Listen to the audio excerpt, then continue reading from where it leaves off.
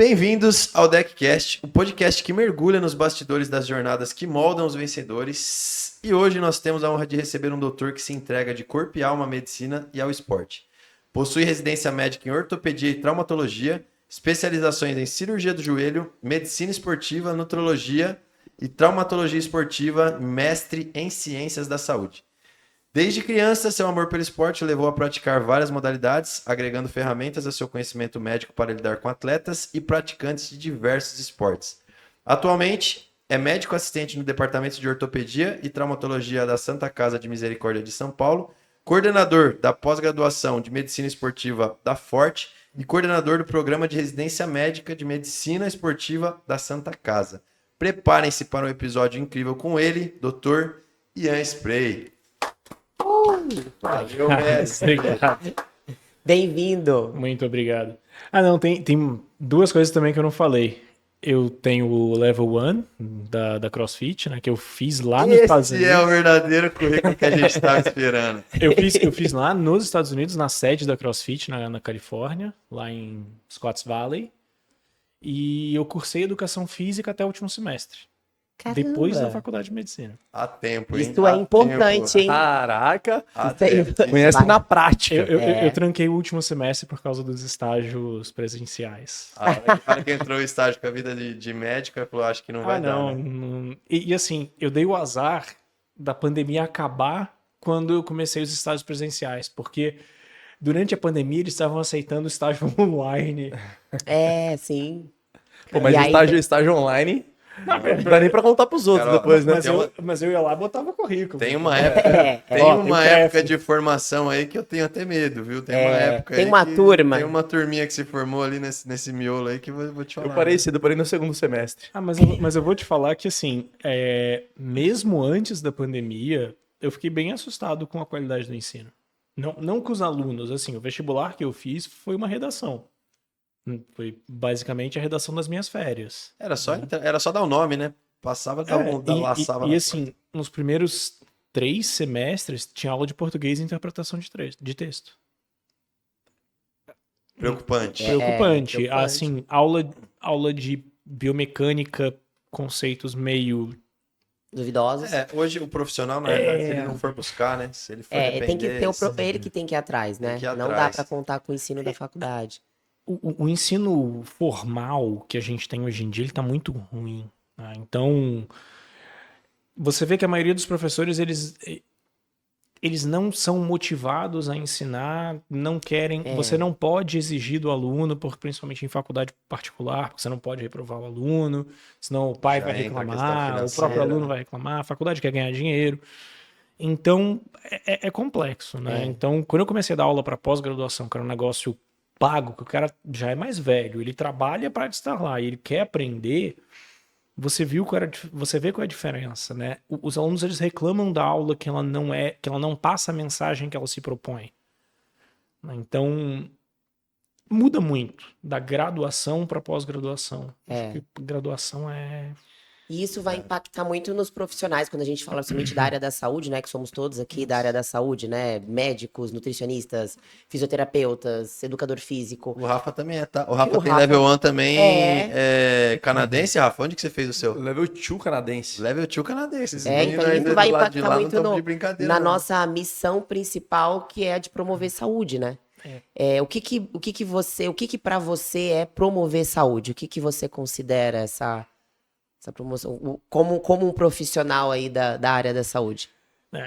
Esse conceito é interessante, né? Porque 2022, acho que foi 22, o ano da Copa, Sim. me chamaram para o Congresso Brasileiro de Ortopedia, né? Que a gente vai todo ano. Me chamaram para dar uma aula sobre condicionamento, sobre saúde. E eu falei, vamos botar um tema aí como condicionamento físico como marcador de saúde. O melhor marcador de mortalidade, de risco de mortalidade ou de longevidade que você tem é VO2. VO2 máximo. Eu li sobre isso ontem, inclusive. Né? Então, assim, eu fico me questionando porque durante a faculdade de medicina, durante os 6 anos, ninguém nunca me parou e falou, olha, isso daqui é saúde. Duvido que tenham te falado isso na faculdade de nutrição, na faculdade de educação física. Primeiro e segundo ano da medicina. São as cadeiras básicas. anatomia, fisiologia, Sim. bioquímica. Cadeiras são as coisas mais abstratas, que deveriam ser muito bem ensinadas, mas não são tão bem ensinadas porque a gente é novão, né? A gente tem outra cabeça, não quer aprender. E os professores, às vezes, são excelentes teóricos, mas eles não conseguem trazer aquela matéria extremamente complexa para a vida prática. Então, ele não atrai a tua atenção. E aí, no terceiro e quarto ano, você tem as doenças. Você tem o estudo da patologia. Bacana. Quinto e sexto ano, você tem o internato. Você tem o estudo do tratamento das doenças. Praticamente você não tem nada sobre prevenção. Praticamente não tem. E você, em momento nenhum, você é ensinado o que é saúde. Você sai da faculdade achando que saúde é ausência de doença. E aí que entra lá o level 1 da CrossFit, eu acho sensacional aquele parâmetro que eles usam. Porque se você for pegar marcadores de saúde de verdade, então VO2 máximo, força de preensão, capacidade de sentar e levantar, quantos matches você consegue produzir no seu dia, quanto de energia você consegue produzir, bacana. Só que não adianta você ter isso aos 18 anos, aos 25 anos. Você consegue continuar fazendo isso aos 80, aos 85? Então o que é saúde? A definição da CrossFit para mim é maravilhosa. É capacidade física em amplos domínios ao longo da sua vida. É condicionamento físico em amplos domínios. Não adianta você ser o melhor levantador de peso do mundo, você sobe 2 degraus de escada, você tá infartando. Não adianta você ser um corredor de maratona, fazer maratona sub 3 e você não consegue fazer 2 barras. Não adianta. Né? Então, assim, o legal do CrossFit é ser all around, é você conseguir fazer tudo. Então, você tá aos 80 anos e você consegue fazer uma flexão, você consegue fazer, uma musculação, consegue fazer um agachamento livre com a barra. Você consegue, né, fazer uma caminhadinha a 5, 6 por hora. Isso é saúde. E o legal sobre sua definição é que bastante gente que você vê que não tem um conhecimento profundo entende que tá dando uma suadinha num treino, ou seja, tá fazendo uma atividade física, tá ganhando saúde, tá tudo certo, né? A falsa percepção de que por aí basta. A gente é muito leniente o conceito de saúde.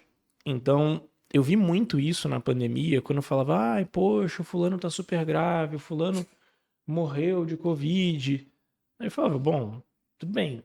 Teve um percentual de pessoas que não tinham nenhuma comorbidade, mas o grande percentual de pessoas que faleceram ou tiveram Covid grave são pessoas com várias comorbidades. Sim. Então, não, mas o fulano era super bem. Eu falei, desculpa, ele era obeso. Não, como assim? Circunferência abdominal acima de 1 metro? É obeso. Acabou. E MC acima de... Não é pra romantizar, né? E MC acima de 30 é obeso. Saiu agora, não sei se foi no final do ano passado, esse ano, teve um estudo americano falando em obesidade percentual de gordura. E eles falaram que homem acima de 25% de gordura é obeso. O de mulher eu achei um pouco exagerado, 32%. Eu achei que eles foram meio cruéis. Né? Talvez para o americano, né, isso faça sentido pra gente. Eu acho que 32%. Tem muita mulher que tá 2 quilinhos acima e tem 32%. Mas 25% para um homem é obeso. Não tem nem o que discutir. Eu concordo, sim. 25% para um homem é muita coisa. Então o cara tem 25% de gordura, tem aquela barriga, tem um cara de 1,80 m tem 32 quilos de massa muscular. Não, ele é super saudável, porque a pressão é normal, porque não tem diabetes. Ninguém dosou insulina, né? Vai ficar diabético daqui a um tempinho. É só uma questão de tempo. Mas o colesterol tá dentro. Não, só toma um remedinho para colesterol, ele é saudável. Não, não é. Não é. Exatamente. E existe também um outro lado, que é o de se avaliar a saúde por uma boa estética também. Sim. E muitas vezes, aparentemente, a pessoa tá com uma estética legal, mas não necessariamente aquilo foi atingido de forma saudável, né? Porque tem muito isso também, tá com o abdômen trincado é uma pessoa saudável, né? E a gente sabe que, às vezes, esse corpo ele foi alcançado a custos não saudáveis, né? Eu acho a coisa mais interessante ver podcast ou entrevista de fisiculturista que eles... Isso. que pra falar, eles ficam sem ar. O cara é... não, é porque ele é grande. Não, ele é cardiopata. Ele é cardiopata. Ele tem insuficiência cardíaca. Pode ter uma insuficiência cardíaca leve, Faz um ecocardiograma com strain que você vai ver. Ah, nossa, poxa, tá alterado. Você tem a cardiopatia, amigo. Não, mas... Ou seja, não é saudável. Não Não, é saudável. A alta, a gente vai falar um pouquinho disso direto, mais pra direto frente. infarta os caras de 40 anos, né? Nossa, Aham. poxa. A alta performance às vezes custa, né? Pega um atleta, né, de fisiculturismo, ele tá deixando muitas vezes ali, o cara quer ir lá pro Olímpia, seja lá pra onde ele quer, ele muitas vezes tá deixando a saúde dele, colocando totalmente em risco para ele atingir o objetivo dele ali, né, da alta performance. Escolhas pessoais, aquela coisa. Cada Né? escolha é uma renúncia, né? Você não tem que romantizar isso. O cara, ele deveria saber o risco que ele está correndo Exato. e paciência, né? Cada um é livre para fazer o que quer da vida. Mas até esquecendo o fisiculturismo, que o fisiculturismo é sempre, oh meu Deus. Você pode pegar outros esportes de alto rendimento que não têm esteroides envolvidos ou outros medicamentos envolvidos, também não são super saudáveis, né? Então, poxa, quantos atletas de esportes com bola, handball, futebol, basquete, você vai ver o joelho do cara com 35 anos, tchau, joelho. Não tem mais joelho. Ou então, poxa, ou então mesmo esportes, né, de força, porque a gente sabe. Mas o coração do atleta, tá. Hoje em dia a gente está vendo que mesmo sem o cenário dos esteroides, o exercício de alta intensidade ao longo da sua vida pode ser que não seja tão interessante do ponto de vista cardiológico. Tem alguns estudos saindo aí de modificações cardiológicas que acontecem sim por conta de esportes com peso ao longo do tempo em alta intensidade. Então, assim, não estou nem falando de substâncias que não deveriam estar sendo usadas, estou falando só do esporte em si. Então, primeiro saúde, depois estética, né? Eu tenho observado muito, gosto muito de ficar vendo o que acontece no cenário fitness aí mundial, inclusive, né? E tô observando muito a tendência de treinamento em baixa intensidade, longo, né? Muita gente falando sobre isso, tá? Teve esse boom do CrossFit, né? De alta intensidade, exercício curto. E agora a gente tá observando muita gente indo pra corrida, virou uma febre, né? No Instagram é só corrida, corrida, corrida. A gente está observando muito lá fora o treinamento híbrido, né? Tem acontecido, que a galera tem mesclado bastante musculação, com trabalho de força, com treinamento de cardio longo, né? Amplos domínios, né? Amplos domínios. Onde que vocês acham que entra aí, doutor? Dá sua opinião aí sobre funcionalidade corporal. Porque eu vejo pessoas próximas de mim que tem bastante dor de coluna, dor em quadril. O grande problema é que, assim, dor, antes de mais nada, é um fenômeno funcional. Você pode desenvolver um fenômeno estrutural com o tempo. Às vezes você até pode ter um problema estrutural por conta da tua anatomia meio errada. Mas na maioria das pessoas é um problema funcional. Como assim? Eu tenho lombalgia. Você tem lombalgia porque o seu core ele é fraco frente à sua demanda, né? Então já avaliei, né, não sei se eu posso falar o nome do atleta, mas já avaliei um atleta super ultra games e o cara tinha dor nas costas. Me mostrou a ressonância dele e eu falei, cara, é difícil eu ter que te dizer, você que levanta todo o peso que você levanta, que o teu core tá fraco. O teu core tá fraco frente à tua demanda. Para fazer 140 quilos de snatch, teu core tá fraco. Provavelmente teu abdômen aguenta uma facada e quebra a faca. Mas para fazer 140 kg de snatch não tá dando. Musculatura profunda. Tá insuficiente. Tinha lá na ressonância, edema dos ligamentos interespinhosos. Já vi alguns atletas de CrossFit que tem uma ressonância normal, só com edema nos ligamentos posteriores por sobrecarga mecânica. E a pessoa tem dor. E faz físio, faz isso, faz aquilo. Fala, amigo, corre. Então, assim, funcionalidade.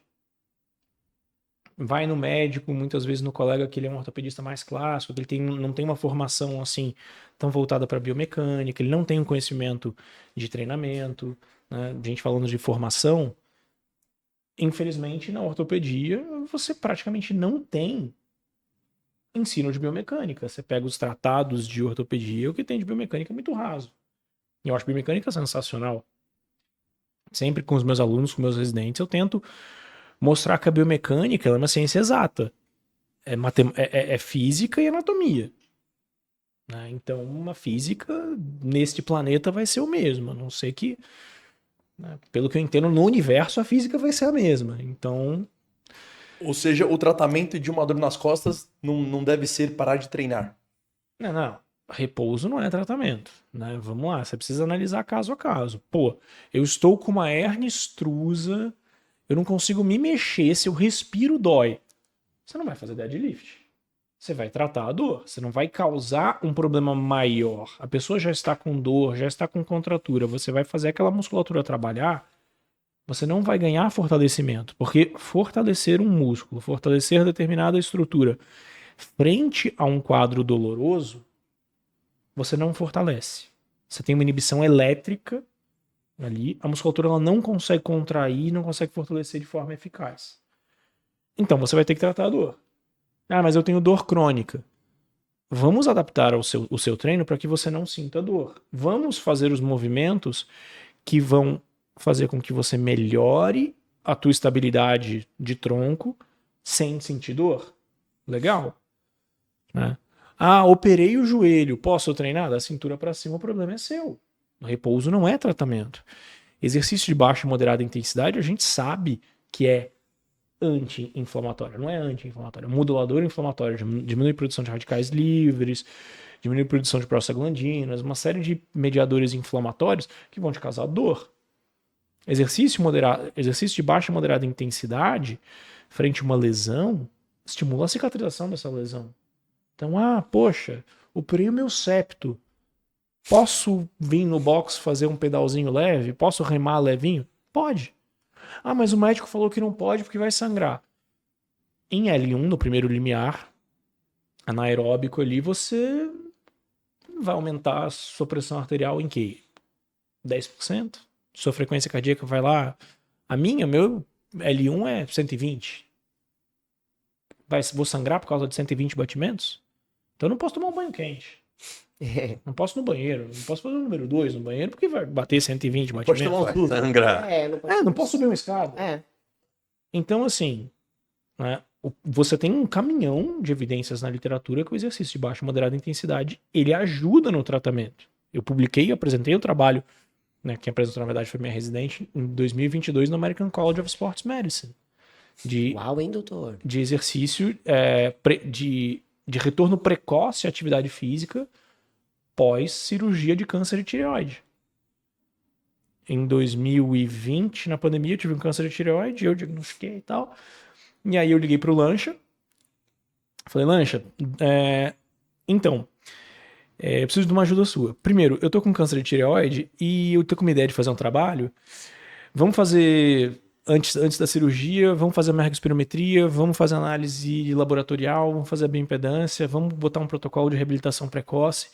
Vamos fazer um trabalho? Você me ajuda a fazer o protocolo de retorno à atividade física? Ele, tá.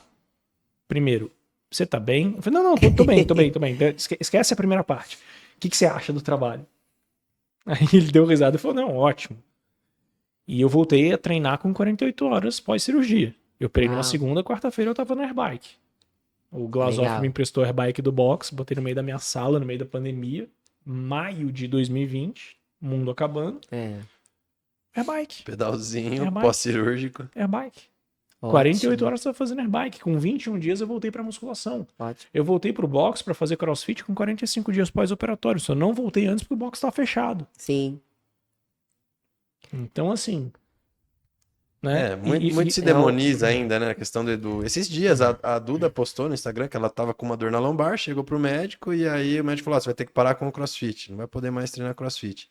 Então a gente ainda tem esses diagnósticos. Ainda existe isso, mas é muito falta de conhecimento mesmo, né? É porque isso não é ensinado. É porque isso não é ensinado. Então, por exemplo, lá na Santa Casa, que eu acho que a gente tem um currículo mais abrangente, eu acho que é muito legal, que a gente tem um espaço muito grande para medicina esportiva, até para ortopedia, porque você pega o currículo da maioria das faculdades, eles têm ao longo dos 6 anos 2 horas de ortopedia. Muitos não têm internato prático de ortopedia. Sim. Então o médico ele sai de uma faculdade de medicina com 0 contato de ortopedia. Medicina esportiva nem se fala. Eu tenho lá 2, 3 horas, 4 horas, eu acho, no máximo, de medicina esportiva nos 6 anos. Então, Na faculdade, é. Eu Pouco. tento colocar isso. Eu tento, por exemplo, eu dou aula de fratura por estresse e lesão muscular. Só que na lesão muscular, eu abranjo toda a parte de fisiologia. E eu falo do protocolo, né, do acrônimo mais recente do tratamento para lesão muscular, que é o Peace and Love, publicado lá em 2019 no British Journal of Sports Medicine. E no Peace and Love, eles falam que você tem, né, uma das partes, né, do Love, Oxygenation, eles falam exercício de baixa e moderada intensidade. Sim. Né? O E do Love é exercise, é treine, né? Reabilite. O retreino faz parte do tratamento de qualquer lesão. Né? Então, chega um crossfitter no meu consultório, vai ter alguma coisa cirúrgica, eu explico, quanto tempo que eu vou voltar a treinar? Eu falo, pera, o que você chama de treinar? Você operou hoje, sábado. Segunda-feira você vai pro box. Você operou o joelho, vai treinar membro superior. Você consegue fazer pull-up strict? Consigo. Legal, pode fazer. Você consegue remar com a perna fora do remo, só com o braço? Consigo. Vai fazer. Ótimo, vai fazer. Pô, posso? Deve. Operei o ombro. Posso agachar de tipóia? Manda bala. Então, assim, posso voltar? Pode, 48 horas. Passou anestesia, fez meia dúzia de xixi, comeu, fez número 2. Na aula. Vambora. Pode ir. Você só não pode estragar o que eu fiz. Claro. O resto você mexe o quanto você quiser. Bacana. Né? Precisa de alguma imobilização no pós-operatório? Tiramos a imobilização, vamos ganhar mobilidade.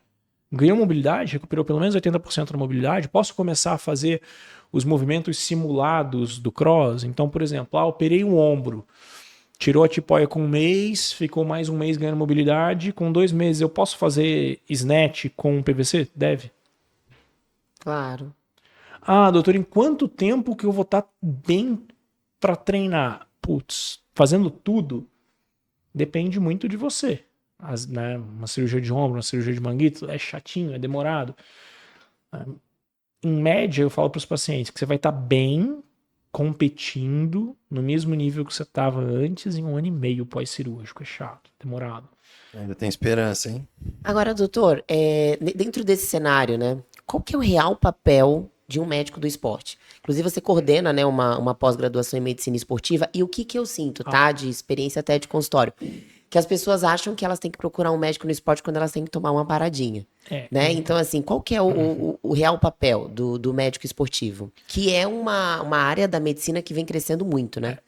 A medicina esportiva é a especialidade mais antiga do Brasil, formalmente. Ela foi sancionada por uma lei federal de 1945, 43, agora minha memória está falhando, que instituiu-se o médico especializado em educação física, que ele iria fazer a avaliação pré-participação em atividades físicas na Escola de Educação Física na USP e depois foi também para o Exército e para a Polícia, aqui de São Paulo. Né? Então, você está apto a fazer atividades físicas. Começou a medicina esportiva assim. Depois de um tempo, depois de uns 20 anos, né? Não, acho que foi 47, que foi criada a Organização Mundial de Medicina Esportiva, né? A FIMS, Federação Internacional de Medicina Esportiva. E a Sociedade Brasileira de Medicina Esportiva, se eu não me engano, foi na década de 60. Tá. O objetivo inicial era habilitar um médico para dizer se a pessoa estava apta ou não a fazer atividade física. Isso foi mudando com o tempo. Em 2005, né, foi promulgado pelo NOMEC a residência de medicina esportiva aqui no Brasil. Em 2007 foi a primeira turma lá na Unifesp. E o foco da medicina esportiva, desde então, não só no Brasil, mas no mundo inteiro, a medicina esportiva em si, ela se baseou em 3 pilares. Promoção de saúde através da atividade física. Então, você tem uma pessoa que ela está querendo se tornar mais saudável, orientar o que ela vai fazer. Você não vai passar o treino, você não vai passar a alimentação, mas você vai fazer uma avaliação pré-participação, você vai orientar o que ela deve fazer, o que ela deve focar mais, né? Então, poxa, eu queria melhorar tal aspecto do meu condicionamento, procure um profissional de educação física para ir para essa área. Você vai orientar isso, né? Você não é seu papel passar treino ou dieta. É seu papel orientar isso, guiar. Então, primeiro tripé. Segundo tripé, tratamento de doenças crônicas através da atividade física. Então, a pessoa tem obesidade, a pessoa tem uma artrose, fortaleça sua musculatura do joelho. A pessoa tem depressão, a pessoa tem um câncer. Você precisa de condicionamento físico para aguentar a quimioterapia. Você precisa estar bem para aguentar a sua quimioterapia. Medicina esportiva. E a performance é um dos tripés. Formalmente, o médico do esporte ele não tem essa formação em esteroides. Né? As residências elas não ensinam sobre esteroides anabolizantes ou sobre substâncias melhoradoras de performance. Né? Então, performance enhancing drugs. As residências elas não ensinam isso. Elas ensinam que essas substâncias são proibidas, são doping e tudo relacionado a isso. Nas pós-graduações, a gente tenta abranger esse tema de uma forma médica. Tá? Vai falar o que são, bioquímica, o que faz, o que não faz, desmistificar algumas coisas, né? Então, isso que você tá achando que vai fazer, não vai fazer. Eu estou obeso, vou tomar oxandrolona que seca. Tipo, não. Mentiram pra você. GH seca. Não, amigo, para. Então, a gente vai tentar desmistificar isso na pós-graduação, porque na residência, formalmente, você não tem isso. Então, a performance, o trabalho de performance da medicina esportiva não tem a ver com as drogas melhoradoras de performance, mas tem a ver com prevenção de lesão, tem a ver com a rápida reabilitação e tratamento de lesão, tem a ver com adequação nutricional.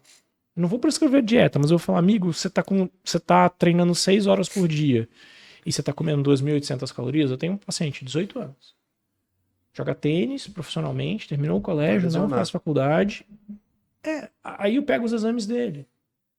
O cara fazendo aquele hipotireoidismo sick syndrome, né? Tipo um T3 baixinho. Aí você vai no endócrino. T3 não tem valor clínico. Aí você vai no American College of Sports Medicine, só falam de T3 como diagnóstico precoce de Brady's. Aí você tem lá um T3 baixo, tireoide normal, mas um T3 baixo. Você tem um triglicéride de 38. Você fala, amigo, você tá desnutrindo. Aí você tem um moleque de 18 anos com uma testo caindo. Você fala, cara, vamos conversar com o teu nutricionista, vamos adequar isso daqui. Quanto você tá comendo? 2.800. Vai dar ruim, você vai quebrar. Esse é o papel do médico do esporte na performance. Identificar, né? A medicina esportiva, ela tem muitos subespecialidades, né? Então você tem o team physician, médico de time. Você vai viajar, você é médico de uma seleção, você é médico de uma equipe, de um clube, você vai viajar com eles. Você tem que saber como é que... Concussão em campo, o que você tem que fazer? O cara bateu a cabeça, perdeu a consciência, posso liberar ele pra voltar? Não, mas eu tô bem, não tá. Você tá fora. Acabou. Parada cardíaca no meio do campo, o que você faz? Qual é o hospital que você vai levar? Aonde está o DEA, o desfibrilador portátil? Aonde está a ambulância? Qual é a rota de saída? Você vai viajar com uma equipe, o cara tem uma gripe antes do jogo. Eu tenho um jogador de handball, tô viajando com os caras e o cara teve uma mononucleose. Posso liberar ele para jogar? Posso, não posso? Aquela coisa que um clínico falaria, não joga, eu tenho que saber exatamente até que ponto eu posso ir. Sim. Posso liberar um paciente com varicela, com catapora para nadar? Não, vou ter que drenar essa piscina se eu fizer isso. Quais vacinas que eu tenho que dar pro meu paciente atleta? Então, tem muita... É um campo gigante, né? É um campo gigante. Não é só a parte hormonal, esse tipo de coisa. Não, vai muito além, geriatria. né? E geriatria, medicina esportiva na geriatria. Então, Poxa, eu tenho famílias que passam comigo, filhos que passam família comigo, inteira, os pais né? que passam comigo, os avós que passam comigo, avô de 80 anos que passa comigo, que acompanha, que fala, olha, o senhor tem que tomar creatina. Toma essa creatina aqui. Tá tomando a creatina? Ah, tô. O clínico falou que aumentou minha creatinina, que é pra parar. Não, não é pra parar, vai aumentar mesmo, é normal. Como é bom o médico atualizado, né? Porque você acredita que ainda hoje eu recebo no consultório pacientes que falam que pararam de tomar creatina porque o médico falou que creatina não faz bem. O médico. Juro. Assim, aí Aí eu pergunto, eu mas sempre- ele te eu- eu explicou por quê? eu sempre fui nerdão. Então, assim, creatina. Creia em grego é carne. E o meu médico mandou eu parar de tomar creatina. Ele mandou você parar de comer carne? Não. Então não tem sentido ele mandar você parar de tomar creatina. A maior fonte dietética da creatina é carne vermelha, músculo de mamífero, né? Então você pode comer urso que você está consumindo creatina. Mas é que aumentou a minha creatina. Sim, convencionou-se lá atrás, lá na década de 60, que a dosagem da creatina plasmática significava a sua função renal. Por quê? Porque a creatinina ela é quase toda filtrada e não reabsorvida pelo rim, e ela é um exame barato. Tem exames melhores, como por exemplo o clearance da inulina, só que se nenhum laboratório faz. O padrão ouro no meio científico não é o clearance da creatinina, é o clearance do EDTA. Nenhum laboratório vai fazer. Você está em dúvida se o seu paciente teve aumento de creatinina. Então eu tenho lá um paciente de 85 anos, eu estou dando creatina, ele já tinha uma creatina meio baleada, ele tem uma hipertrofia prostática, ele tem motivos para fazer uma insuficiência renal. E ele aumenta a creatinina dele. Será que o vovozinho tá deixando de beber água? Porque já é um outro fator. Já tem a próstata mais ou menos, já fica fazendo, né, retenção urinária por causa da próstata, pode fazer uma insuficiência pós-renal. Aumentou a creatinina. É a creatina ou é uma lesão renal? Cistatina C. É um marcador de lesão renal. É um marcador mais específico de lesão renal. Você pode pedir uma urina de 24 horas. O clearance da creatinina para quem treina, para quem come carne, para quem suplementa a creatina, perde função. O médico, aí tá na que a gente entra de novo na falha da formação. Fisiologia. O médico não sabe nada de fisiologia. Eu saí da faculdade sem sabendo muito pouco. Eu fui estudar depois. Quando eu fui fazer medicina esportiva lá na Unifesp, eu fui, nossa, meus professores de fisiologia eram muito bons, eram muito legais. Tive aula com o Paulo Zogaib, que era lá do Palmeiras, Paulão, pô. Aula de fisiologia no quadro negro. Super legal. Mas quando eu vou dar aula de fisiologia para médico, não tô falando aluno de faculdade. E a gente vai falar de exame laboratorial, de alterações normais na prática esportiva. Uma das coisas que mais me assusta é, eu pergunto determinados exames, eu pergunto o que essa substância faz no corpo. TGO e TGP. Transaminases. Todo mundo chama de enzima hepática. Legal. Seu cérebro também produz, seu rim, seu músculo, né? Não é só seu fígado. Aí, quando eu pergunto pros médicos, o que isso faz? O que TGO e TGP fazem? São transaminases. Tá, legal. O que essa transaminase faz? Me explica. Quais são a reação que essas duas enzimas vão mediar? Cri-cri, cri-cri, cri-cri. Tipo, é assustador, porque eles sabem ver o exame, eles sabem ver o valor laboratorial, mas ele não faz a menor ideia do que aquilo representa no seu corpo. A mesma forma a creatinina. Se eu perguntar qual é a enzima que vai mediar a transformação de creatina para creatinina, eles não vão saber, eles vão chutar alguma e eles não sabem que é a única reação não enzimática do nosso corpo. Creatina para creatinina é uma reação direta, não tem enzima.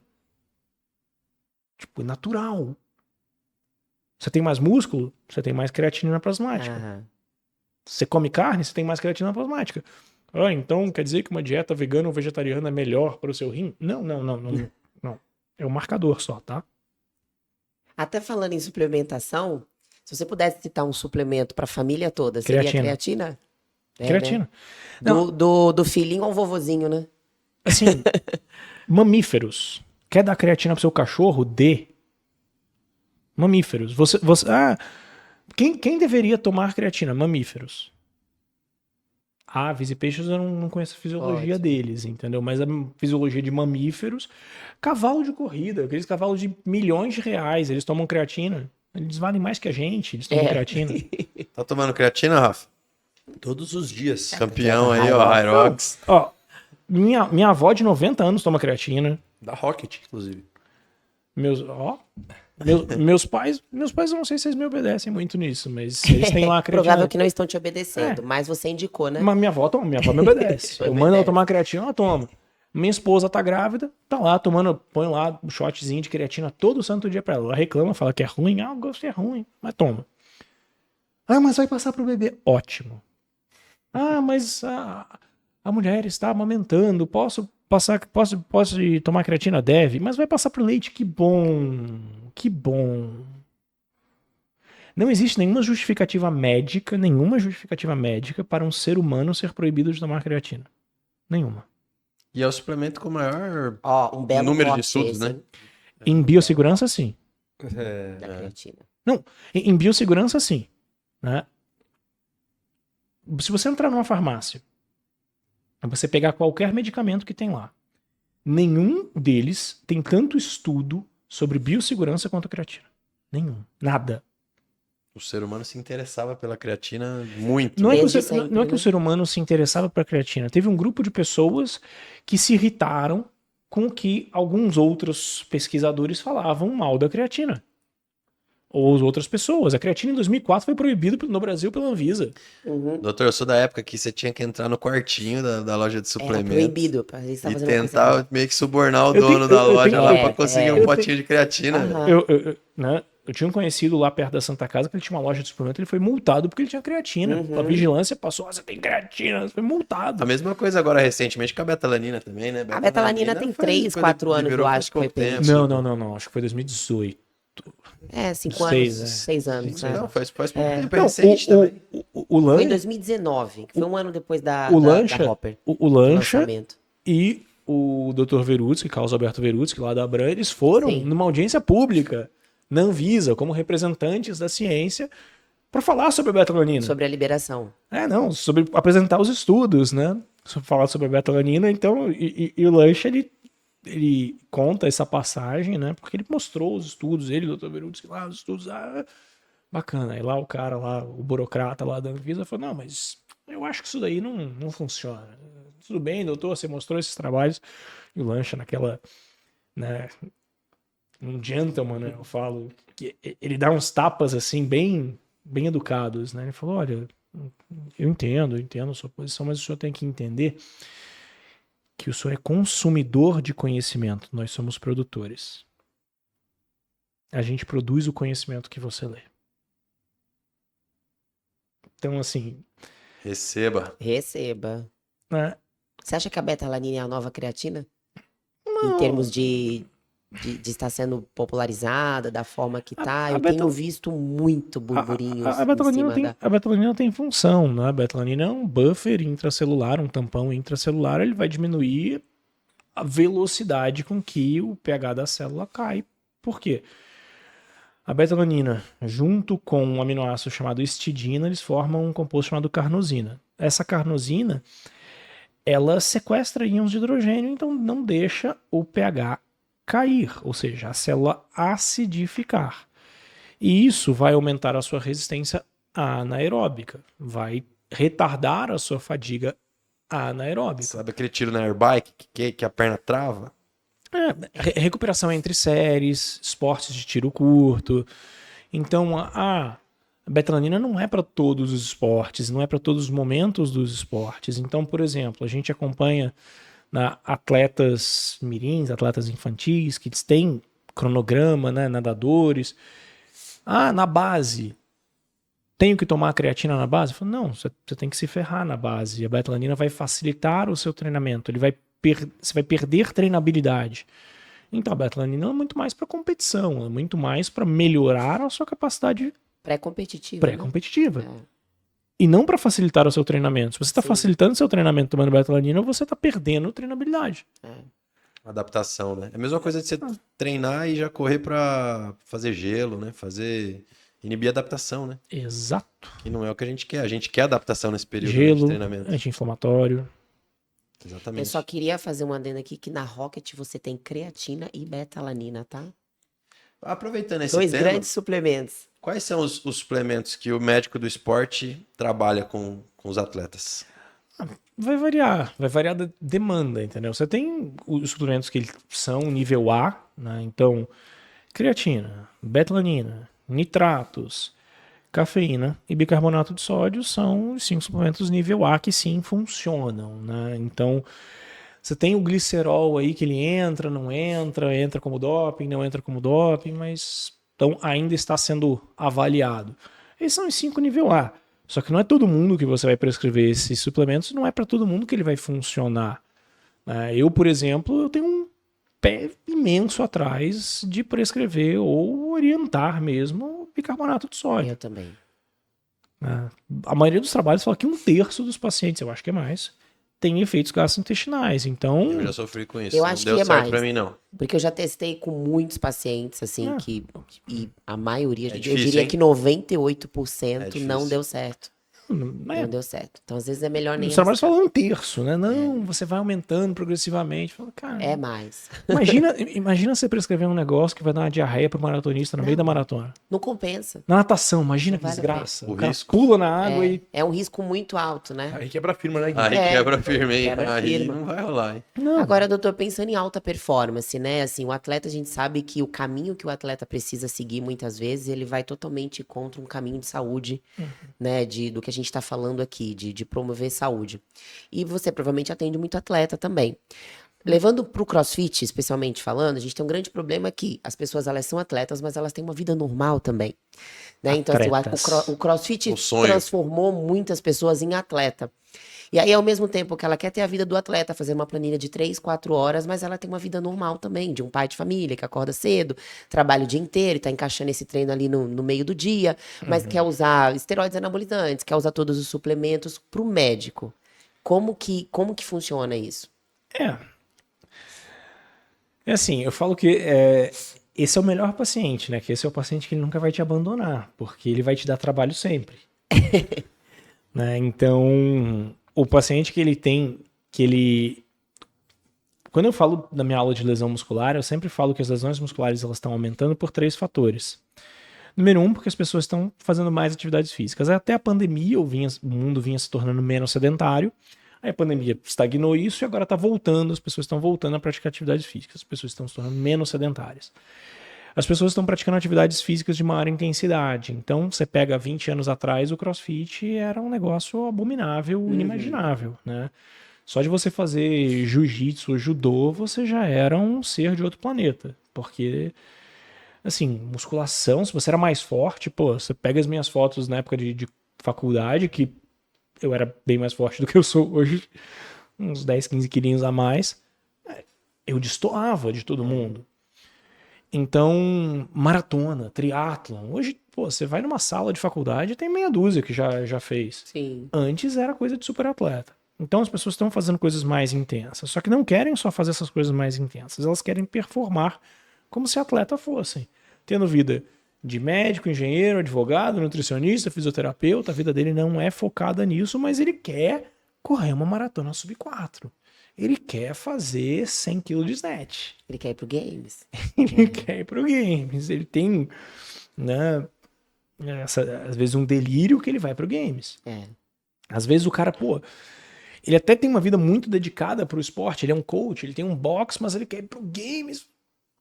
Você não tem a estrutura na sua vida não é estruturada para ser um atleta.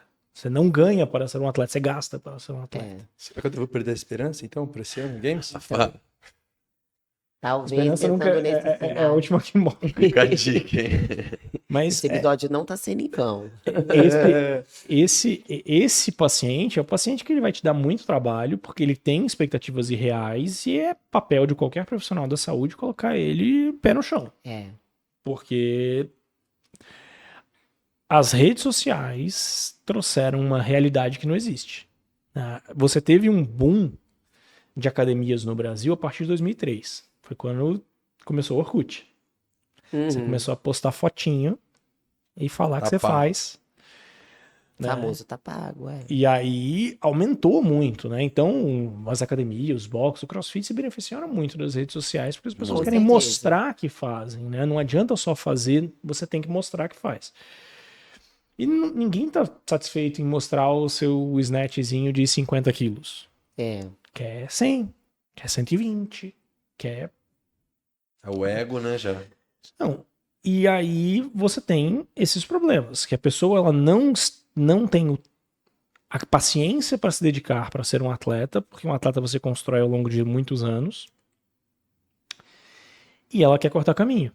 Então, se ela não consegue treinar tudo que ela tem que treinar, se ela não tem tempo para se recuperar, fazer um recovery, dormir, fazer 8 refeições no dia, dormir, fazer 2 cochilos no dia.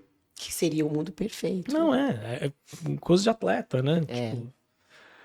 Tipo, se você não tem o tempo para isso, você vai querer um atalho. Aí o cara vai pro esteroide. O esteroide não é um atalho. Ele, né?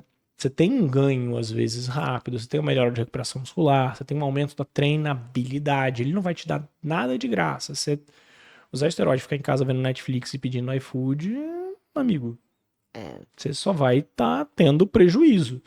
Nem a parte positiva, entre aspas, você vai estar tendo. E eu Só acho aumenta a até sua que existe um treinabilidade. perigo dentro disso, porque a pessoa que ela começa a usar o esteroide, ela vai ficar com uma recuperação mais acelerada, ela vai diminuir muito a percepção de esforço, de dor, e aí que entra, né, muitas lesões. Por quê? Porque a pessoa não foi num tempo que isso aconteceu. A Ela adaptação pulou, não ocorre no mesmo adaptação, momento. ela pulou muitas etapas por conta do uso de esteroide, né, por diminuir uma percepção ali de fadiga, de dor, e conseguir treinar muito mais, e treinar, fazer 2, 3 sessões. E se isso não está dentro de um cenário adequado em relação à nutrição, em relação a sono, né, e tudo que envolve a performance, essa pessoa pode lesionar, né? Testosterona é uma droga maravilhosa. Uma droga psicotrópica. Porque aumenta melhora a tua autopercepção, diminui, né, a sua sensação de fadiga e dor, diminui seu medo. Corajoso, exatamente. Você fica literalmente, Corajoso. literalmente, porque se você for pegar os estudos iniciais lá da testosterona, a testosterona foi sintetizada em 1889, né, por Brown Sequard, se eu não estou enganado. E a testosterona foi arma de guerra na Segunda Guerra Mundial. Do Capitão América. Suco do Capitão América. Suco do Capitão América, literalmente. Então, era material de intendência tanto das tropas americanas quanto das tropas alemãs. Projeto Ubermensch, né, Projeto Super-Homem, a gente sabe muito bem que era esteroide. Então, você pega quem está no pico de testosterona fisiológico, né? Jovens, né? Você entra pra polícia com 18, 19, 20 anos. Você entra pro exército com 18, 19, 20 anos. Você quer Quer correr, guerra. você quer pra guerra, você quer pegar bandido com 20 anos. Você não quer fazer isso com 35. Hoje eu tô querendo aposentar já, tá? Você não quer fazer isso. Você já tem uma percepção de risco muito maior. Trezentinho de testa. Não, jeito. Então, Você já não tá mais tão corajoso. Então você pega um cara, ele tá com uma testosterona fisiológica mais baixa, vai usar a testosterona sintética e vai pra lá 1.500, ele vai ficar corajoso, ele vai ficar propenso. Super-homem. Ele vai ficar propenso a comportamentos de risco. É. Ele vai se expor mais ao risco. Ele vai ficar mais egocêntrico, ele vai ter uma autopercepção diferente da realidade. Então, sim, ele vai ficar mais propenso à lesão. Sim. Ele vai ficar propenso à lesão. Fora que ele tiver associado, né? Com outros esteroides ainda, que ressecamento de tendão. Não é ressecamento. Não é ressecamento. O que acontece? Todo e qualquer esteroide, né? Se você for pegar esteroide, tá? Então, esteroides, a gente tem 3 esteroides básicos, que são os corticosteroides, então os corticoides. O seu diprospan, a sua betametasona é um esteroide. Olá. A aldosterona, né, que é produzida pela sua suprarrenal, é um mineralocorticoide. Ela retém sódio no seu corpo, mantém sua pressão arterial. É um esteroide. E os esteroides sexuais. Testosterona, né, os androgênicos e os estrogênicos. Estrogênio é um esteroide? É. Esteroide anabolizante? É. Feminino? Estrogênico. Progesterona é um esteroide? É. É um esteroide anabolizante? É. feminino. Testosterona é um esteroide anabolizante androgênico, masculinizante.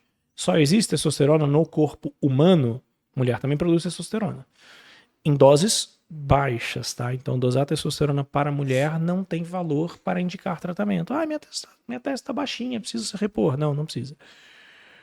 Então, testosterona, androstenediona, DHEA, que é dehidroepiandrosterona, dehidroepiandrosterona sulfato. Você tem a nandrolona, que é a 17-nortestosterona. A nandrolona da DECA, sim, seu corpo também produz nandrolona, tá? Ele é um esteroide, né, natural. E a epitestosterona. Então você tem vários esteroides androgênicos fisiológicos que você produz. Assim como estrogênio, né? Você tem estradiol, estrona, estriol. Então é um pouco mais complexo do que parece. Se você pegar e fizer uma infiltração com corticoide no teu ombro, no teu tendão, aumenta o risco de lesão? Opa! Aumenta o risco de degenerar o seu tendão e ele romper. Se você usar doses suprafisiológicas de esteroides anabolizantes androgênicos, aumenta o risco de ruptura? Também, porque degenera o seu tendão. Ah, então calma aí. A chinela canta diferente, viu? Vamos lá, não é nem só então a percepção do atleta lá, Não. É químico. É químico. É tecido colágeno. Tá? Então, o colágeno tipo 1 do seu tendão. Sob doses suprafisiológicas de esteroide anabolizante, ou seja, doses acima do que você produz naturalmente, ele vai diminuir a elasticidade e aumentar a rigidez. Tá? De um ponto de vista mecânico, o tecido colágeno, principalmente colágeno tipo 1, tendão, ligamento, músculo, ele vai ficar mais inelástico, ele vai ficar mais rígido. Ele vai perder menos capacidade, ele vai ter menos capacidade de deformação. Então, assim, sob tensão, ele vai romper com mais facilidade. Ponto 1. Quando você tem ainda o uso de esteroides anabolizantes sintéticos que não a testosterona, você tem a desproporção androgênio-estrogênio. Quando você tem a sua testosterona, homem, naturalmente, parte dela vai ser transformada em estrogênio, em estradiol. Parte dela vai ser transformada em estradiol natural. Isso é bom para você, você precisa disso. Seus tendões precisam disso, seu cérebro precisa disso, sua pressão arterial precisa disso, suas artérias precisam disso. Legal. Geralmente essa proporção é 1:20. Tá? Então, 20 de testo para 1 de estrogênio. Se você usa um esteroide sintético que não será transformado em estrogênio, essa desproporção aumenta. Então, essa rigidez dos seus tendões, ligamentos e musculatura, e vasos também, teu coração, não esquece, aumenta. Aumentando o risco de lesão. Você tem também o efeito citotóxico, o efeito tóxico na célula, né, dos tendões, músculo e ligamento, que alguns esteroides fazem, principalmente em dosagens altas. Você tem estudos, trocentos estudos, mostrando que o usuário de esteroides anabolizantes tem um risco 9 vezes maior de rupturas musculotendíneas do que o não usuário. Isso já está pacificado. Por que isso acontece? Aí você tem diversas teorias. No final da década de 80, um pesquisador alemão chamado Michner, da Alemanha Ocidental, não tinha nem caído o muro de Berlim, ele fez alguns estudos em animais e ele viu isso, da perda de elasticidade dos tendões e ligamentos submetidos a de animais submetidos a doses altas de esteroides anabolizantes. Tá? Outra coisa que acontece, pensando em ultraestrutura do colágeno. A fibra colágeno não é reta. Né? Se você colocar em microscopia eletrônica, você vai ver que ela é ondulada. Né? Em português, eu nunca achei uma tradução muito adequada, mas em inglês eles chamam de crimping morphology. Eu vi um ou outro estudo traduzido em português que eles falavam morfologia de crimpagem, mas nunca vi ninguém falando disso. Mas essa morfologia ondulada, você tem uma angulação nessa onda. Tendões submetidos a altas doses de esteroides por curto espaço de tempo, 8 semanas. Essa angulação, ela deixa de ser aguda, ela se torna mais obtusa, ela vai abrindo. Então, a capacidade de elasticidade desse tendão vai diminuindo. Outro motivo para esses tendões romperem. Todo e qualquer, e aí tem mais um motivo, todo e qualquer esteroide. Então, o corticosteroide que você usa. Você pega, por exemplo, o paciente que faz transplante e faz uso crônico de dose imunossupressora de corticoide, ele rompe. Eu atendi na época que eu era residente, eu vi um paciente no setor de transplante que ele rompeu os tendões extensores da mão na hora de puxar o cobertor. Foi puxar o lençol, ele rompeu os tendões extensores da mão. Porque ele fazia Uso de corticoide. uso de corticoide.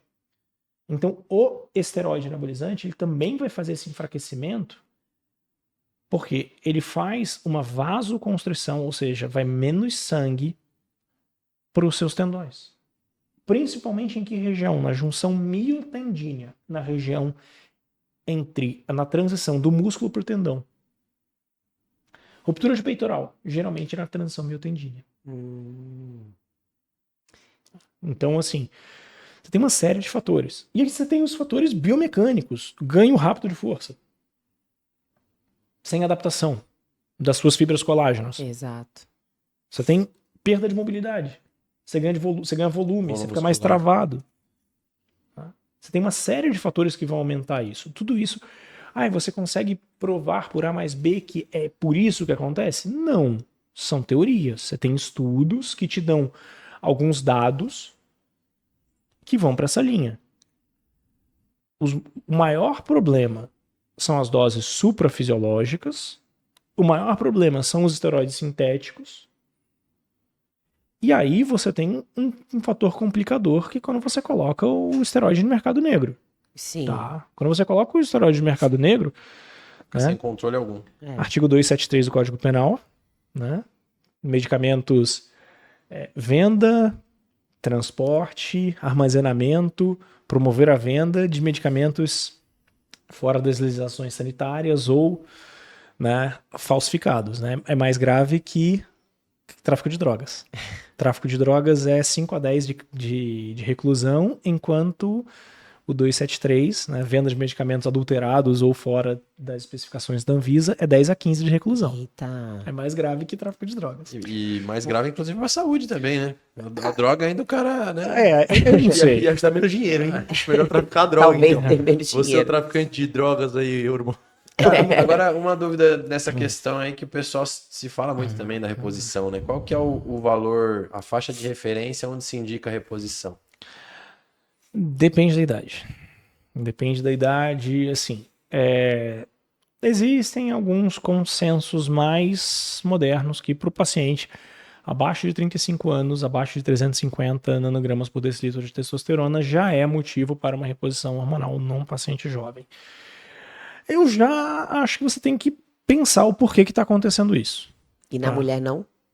Na mulher você falou que não... Então, dosar testosterona na mulher só tem um sentido: acompanhar o tratamento com testosterona desta mulher. Por quê? Do ponto de vista de análise laboratorial, dosagens abaixo de 100, 120 nanogramas por decilitro são imprecisas. Então, nossa, minha testo, a mulher lá tá com a testo de 10. Tá muito baixa, não sei se está 10, de fato. É impreciso, o exame é impreciso. A indicação de terapia de testosterona para a mulher é clínica, é queixa clínica. O problema é que essas queixas, elas são frequentes, elas são queixas razoavelmente pouco precisas, que baixa libido, baixa disposição. É isso, acabou. Cansaço, fadiga rápida, né? É isso. Sim. Né? Sendo muito indicação médica, indicação clínica, a única justificativa é distúrbio sexual hipoativo, baixa libido. Ponto. Essa é a indicação de testosterona para a mulher. E não é baseado em exame laboratorial. Você pede um exame laboratorial para quê? Para que você tenha um ponto de partida. está usando testosterona transdérmica para essa mulher, que é transdérmica, tá? Não é via oral e não é injetável, pelo amor de Deus. Injetável, a não ser que essa mulher esteja em terapia de transição de gênero, não há justificativa. Uhum. Tá? É transdérmica. Tá, você está prescrevendo testosterona transdérmica por um distúrbio sexual hipoativo. Você precisa saber quanto estava e você precisa acompanhar. Ah, tá 10, foi para 60, não quer dizer nada. Não tenho continua sendo a mesma Sim, coisa. Eu sei que é difícil para o paciente entender isso. Ele fica feliz quando sai de 10 e vai para 60. Turminha, calma, hein? Não é pra sair comprando gelzinho de testo e jogando na mulherada aí, hein? Vai devagar. Mas o grande negócio é, começou a passar de 100. Começou a passar de 100, você já fica preocupado. Você já tem que reduzir dose. Porque vai masculinizar. A mulher não tem que ter 100 nanogramas por decilitro de testosterona. Não tem que ter. Chegou em 300, é pra suspender. Porque coisas vão crescer. 300 é bem alto pra mulher, né? Sim. Bem alto. Normal pra mulher é ali por volta de 60, né? Entre 15 e 60. E é isso aí. E não é o principal androgênio da mulher. Sim. O principal androgênio da mulher é o DHA. Ah, mas eu vou suplementar DHA. Não vai suplementar DHA. Não faz sentido. Se você pegar a tabela da esteroidogênese, ele pode virar qualquer coisa. Né? Tipo, é a mesma coisa, vou tomar colesterol. Pode virar qualquer coisa. Então, tem indicações muito claras. Ah, mas a mulher ela quer performance e ela vai usar testosterona. Não faz sentido. A dose que vai ser anabólica para a mulher de testosterona é uma dose masculinizante. Ela vai ter os efeitos colaterais que ela não quer. A não ser que ela esteja querendo passar por uma terapia de transição de gênero, não faz o menor sentido você usar testosterona para performance para mulher. Não faz sentido. E o que você acha de oxandrolona pra mulher? Porque é o mais comum. É o que eu mais pego no consultório. Ah, tô usando só 10. É o que tem mais estudo. Uhum. Só 10, aí varia, porque a dose é 0,1 a 0,2 miligramas por quilo de peso. Dia. Então, só 10, se for uma menina de 50 quilos, 10 é uma dose bem alta. Sim.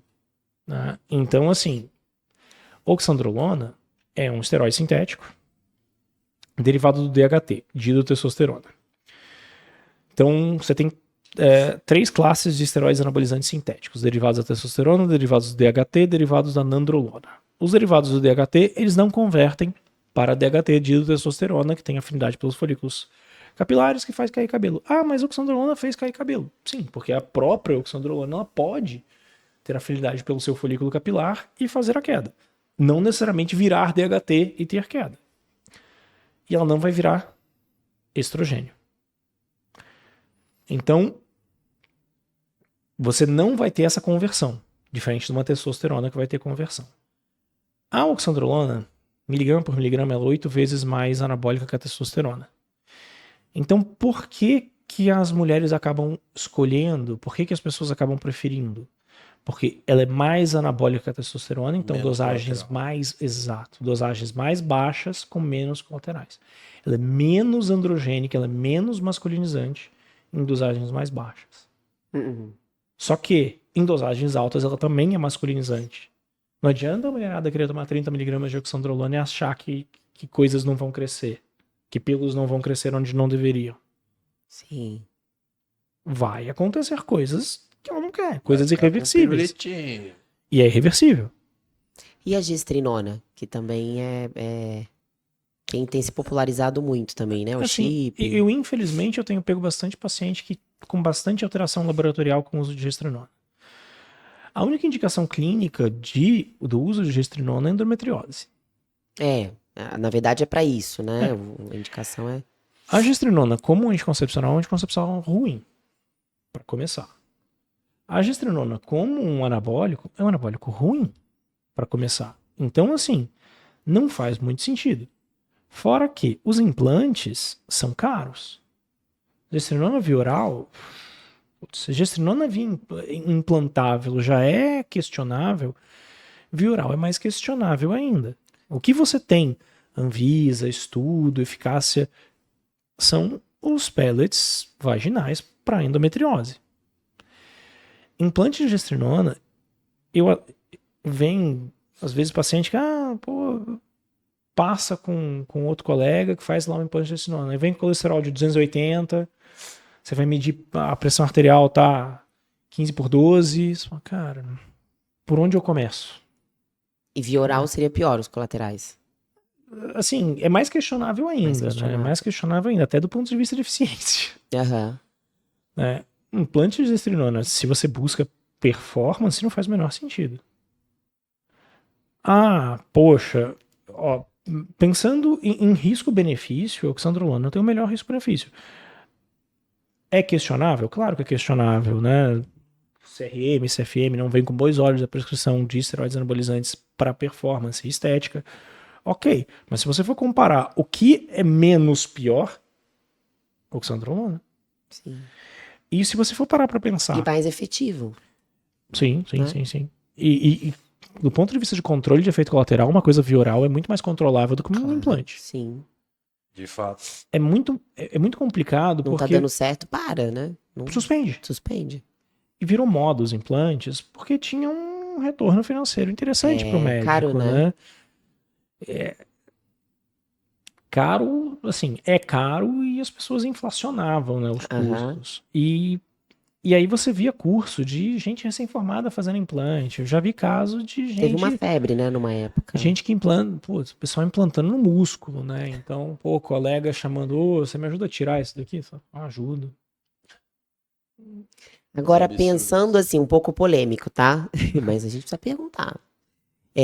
Pensando num cenário, um atleta de CrossFit fazendo tudo certo, vivendo mesmo do esporte, e a gente sabe que muitos estão fazendo uso de hormônio, enfim.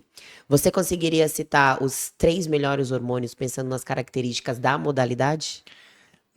Que poderiam beneficiar, potencializar a performance e rendimento? Ou não existe isso? Isso é muito de pessoa para pessoa? Não existe isso. Não existe fórmula, não existe receita de bolo. Você tem que pensar que todo esteroide anabólico em dose suprafisiológica ele tem riscos. Esses riscos nunca vão a zero. Ah, eu estou fazendo acompanhamento.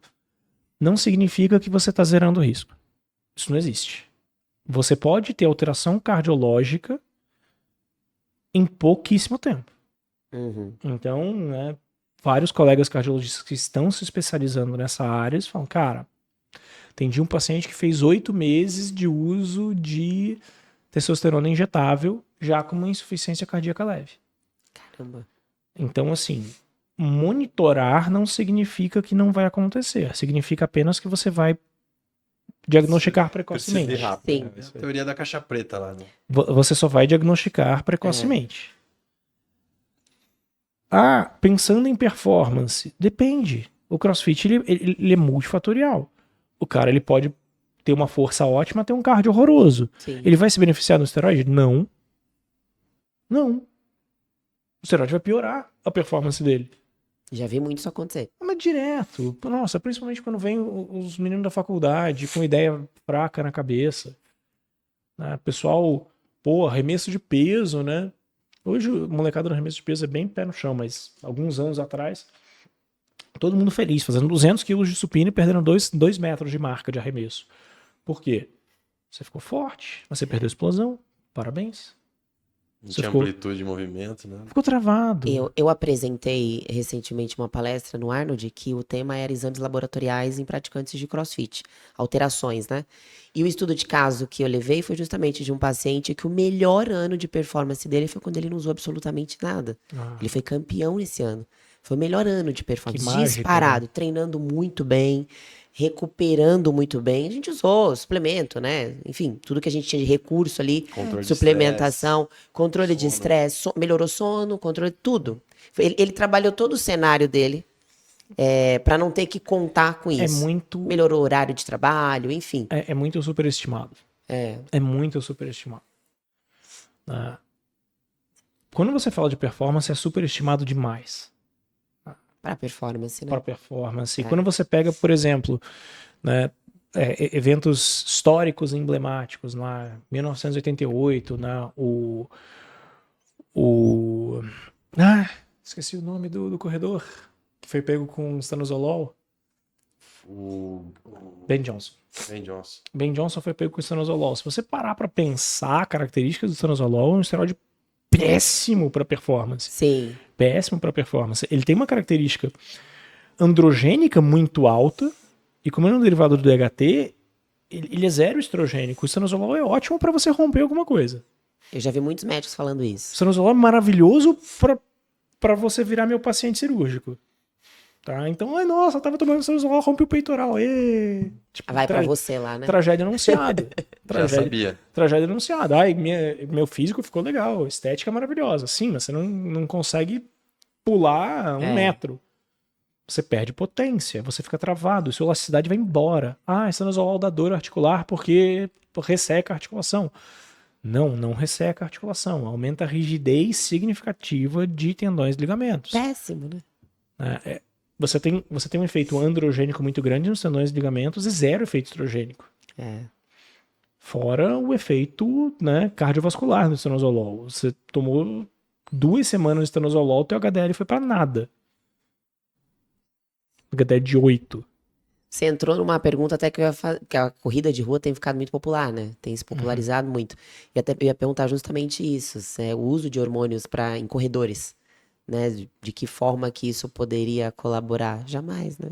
Nossa, tipo... Tem um seriado Netflix, acho que é o Ícaro, que trata do Tour de France, né? Que o cara, ele faz... É ótimo esse... Inclusive, ele faz um relato. Ele faz um ano lá que ele não usou, e aí depois ele começa a utilização, e ele fica pior, inclusive, do que ele foi no outro ano.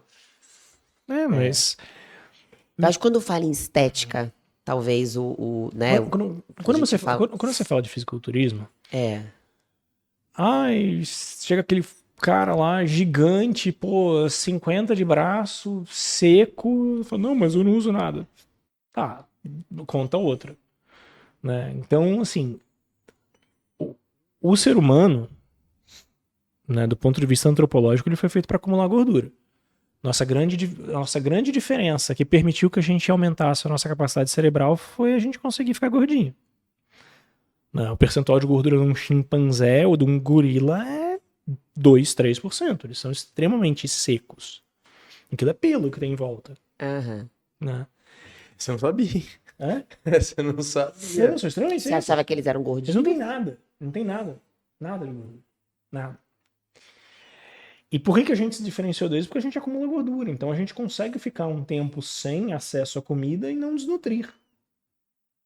Então a gente se diferenciou dos símios exatamente assim. A gente está indo contra a evolução querendo ficar super seco. Virar um gorila.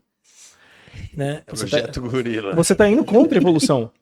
Né? Tanto é que os caras super secos chegam lá no cross e eu falo, bom, você precisa dar uma engordadinha. Eu vou treinar crossfit com 3%. Parceiro, você não aguenta um TCB. Eu sempre falo isso. Você vai chegar no segundo dia, você quebrou, cara. Você sempre quebrou. falo isso. Você não tem reserva. Não, você vai pra área militar, você vai pra área policial. O cara que é um palito não tem reserva, não aguenta. Tem que chegar meio gordinho. Você pega Navy SEAL, físico de Navy SEAL, nenhum tem abdômen trancado. Nenhum. Não dá. A gente tem até um protocolo para fazer curso de operações especiais, um protocolo prévio, porque Sim. você chega lá seco, adeus. Precisa de reserva. Vai lá, 40... Nas primeiras 48 horas você já tocou o sino. 40 dias de COESP. Pois é. Acabou, cara. Não, você vai perder uns 15 quilos aí brincando. Acabou. Não.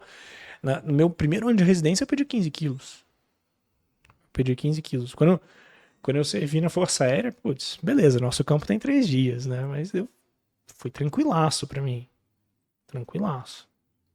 Tava numa forma física excelente, né? Então, fazer flexão e correr 12 minutos. Beleza, eu sou um péssimo corredor, mas 2.400 tava fazendo. Dá pra fazer. Dá pra fazer. Mas essa questão é muito importante, né? De reserva, você sempre fala muito isso também. Sempre, eu sempre falo isso. Para atleta de crossfit, mas quer competir, mas não quer sair dos 7%, 6% de gordura. Eu sempre falo isso. Bom, a Não, gente... precisa ganhar uma gordurinha aí. A gente tá assim... Nadador de longa distância. Você pega na Olimpíada, o cara que não nada prova curta, eles têm barriguinha. Fala, nossa, esse cara é atleta olímpico. Ele precisa ter Ele é o verdadeiro atleta Ele precisa ter olímpico. flutabilidade, amigo. É peak performance. Não tá pensando em ficar bonitinho. A gente vê ali na questão. Não sei se você chegou a assistir a Batalha do 100 aí, que Sim. mostra os físicos, todos os caras trincadão lá, né? E E a hora que a gente vai vendo eles nas Valências lá, né? Ah, não, mas assim, você pega lá, Batalha dos 100, pega vários esportes, né? Primeira prova agora dessa segunda temporada, os caras Foi foram corrida. correr. Foi feio. Foi Foi feio. feio. Mandaram mal. Pacezinho Mandaram mal. ruim, viu? Mandaram mal. Pace ruim. O cara. O ganhador lá. O ganhador fez 14. Manteve 14,8. O que foi melhor não foi tão bom assim. Não, o que foi melhor não passava no Coesp. Não passava. Não passava no Coesp. É verdade. De 100, hein? De 100. Né, mas teve um cara que. Teve um grandão que correu 400 metros em 10 minutos, 480 metros. Então. Aquele ali já tá quase indo pro. Vai indo pro kart. Tá indo pra marca já. Já vai pro cateterismo. Não deve. De 4 coronárias deve ter meia. Jesus amado. Ô, doutor, agora até pra gente já partir pro final, dentro da sua experiência aí, né, de ortopedia, existe uma modalidade onde o risco de lesão é maior? Nesses anos aí de experiência? E outra, o CrossFit machuca? Esse foi meu mestrado, né? Aí acertamos na pergunta, Olá. então. Esse foi meu mestrado. O primeiro trabalho brasileiro sobre o CrossFit e o terceiro trabalho mundial sobre lesões foi meu. Uau! Eu publiquei em 2016 no Orthopedic Journal of Sports Medicine e a gente avaliou 633, se eu não estou enganado, 633 participantes lá em 2016. Qual o caso mais comum? Não, a lesão mais frequente é ombro. Ombro. Em primeiro lugar, ombro. Em segundo lugar, joelho empatado com coluna. Aí, em quarto Eu ia lugar, falar coluna. em quarto lugar, mão e punho. O que acontece? Se você parar para pensar em epidemiologia de lesão eu acho um assunto fenomenal, eu gosto muito. Primeira coisa que você tem que pensar é a mecânica inerente do esporte. Qual é o principal fator de risco para você se lesionar em qualquer atividade física? Principal. Disparado. Contato. Então, se você tem um esporte com contato, você tem maior risco de lesão. Então, óbvio que o futebol vai lesionar mais que crossfit, óbvio que handball, basquete, futebol americano, rugby. Jiu-jitsu. Artes marciais, eles entram numa categoria diferente. Não entram nos esportes de contato, eles entram nas lutas ou nos esportes de combate. Esporte combate. Ah, sim, sim. Então é muito diferente de você estar correndo com uma bola e alguém te dar um carrinho pelas costas do que você tomar um soco e você estar preparado para tomar um soco. Sim, faz sentido.